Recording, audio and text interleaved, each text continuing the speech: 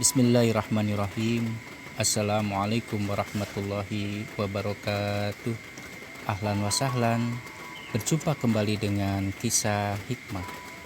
Bagaimana kabar sobat-sobat villa semuanya? Insya Allah semoga ada dalam ridha Allah Subhanahu wa Ta'ala dan selalu ada dalam keadaan sehat walafiat, berbahagia lahir maupun batin. Amin. Pada kesempatan kali ini kisah hikmah akan membawakan sebuah nasihat guru yang ditulis oleh Bapak Kiai Haji Ohan Sujana yang berjudul Berbuat Baik kepada Kedua Orang Tua. Kalau kita melihat dan mendengarkan nasihat Luqmanul Hakim, dan kami perintahkan kepada manusia agar berbuat baik kepada kedua orang tuanya atau ibu bapaknya. Ibunya yang telah mengandungnya dalam keadaan lemah yang bertambah-tambah dan menyapihnya dalam 2 tahun. Bersyukurlah kepadaku dan kepada kedua orang tuamu atau ibu bapamu, hanya kepadakulah kembali tempat kembalimu. Luqman ayat 14. Jika kita perhatikan nasihat ini, ialah seluruh manusia harus berbuat baik kepada ibu bapaknya. Coba perhatikan jeripayah ibu bapak kita. Coba kau rasakan bagaimana sakitnya ibu yang sedang mengandung. Coba bayangkan dan renungkan bagaimana payahnya ibu yang sedang melahirkan. 9 bulan ia mengandung bayi, dan kemudian datanglah masa-masa yang paling kritis, yang membutuhkan kesabaran dan ketawakalan, yaitu saat kamu dilahirkan. Ibumu menangis kesakitan, ibumu meronta-ronta meminta tolong. Dikala itu, pertolongan Allah lah yang selalu ia nantikan. Dia benar-benar berjihad dengan mengeluarkan darah yang datang mengalir, yang disebut darah nifas. Darah itu pun terus mengalir sampai kamu berumur 40 hari. Betapa sakitnya, badannya lesu, tenaganya berkurang, tidurnya pun tak nyenyak, makan pun tak enak. Tapi semua itu ia relakan, ia ikhlaskan, ia pasrahkan, ia ridho, dan ia korbankan segala-galanya demi kita sebagai anaknya, demi bayi yang sebagai tumpuan harapannya.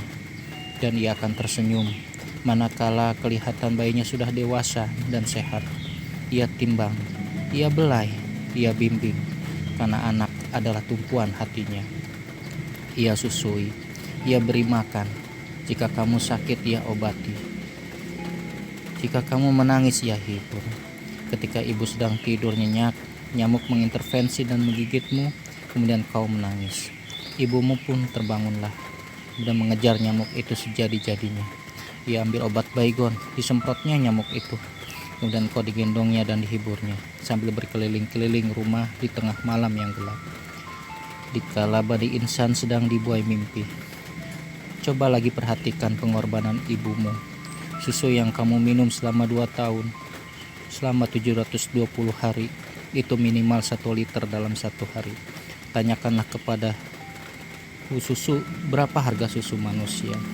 Jika harga susu itu diperkirakan seharga 10.000 per liter, mari kita hitung 720 hari kali 10.000, maka susu yang diminum oleh seorang anak sampai umur 2 tahun adalah kurang lebih 7.200.000 rupiah.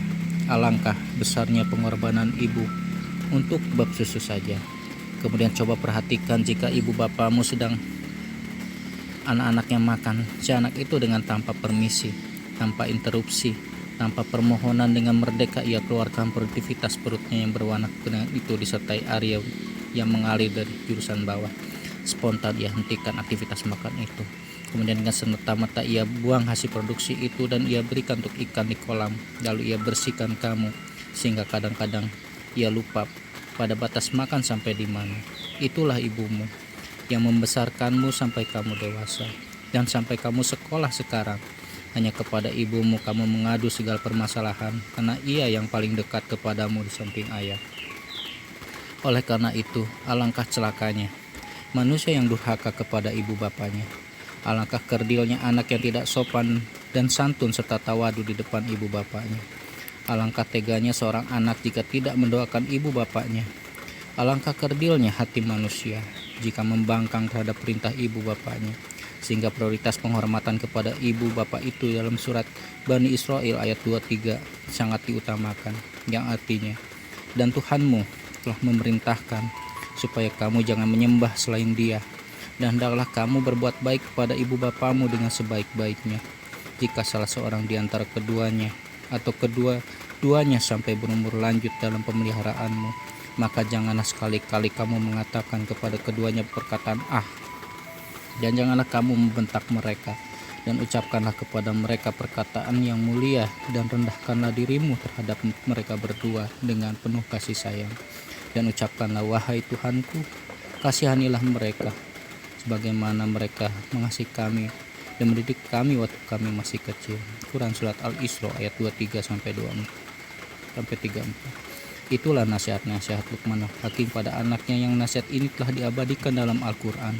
Resapkanlah, renungkanlah, dan jalankan dengan sepenuh hati seisi jiwa, karena anak yang sukses dan mendapat ridha Allah itu adalah anak yang selalu berbuat baik kepada orang tuanya.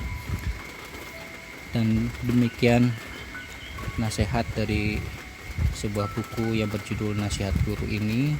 Semoga menginspirasi kita dan semoga kita bisa mengambil ibrah atau manfaat darinya. Demikian, terima kasih. Saya akhiri, wabillahi taufik wal hidayah. Wassalamualaikum warahmatullahi wabarakatuh.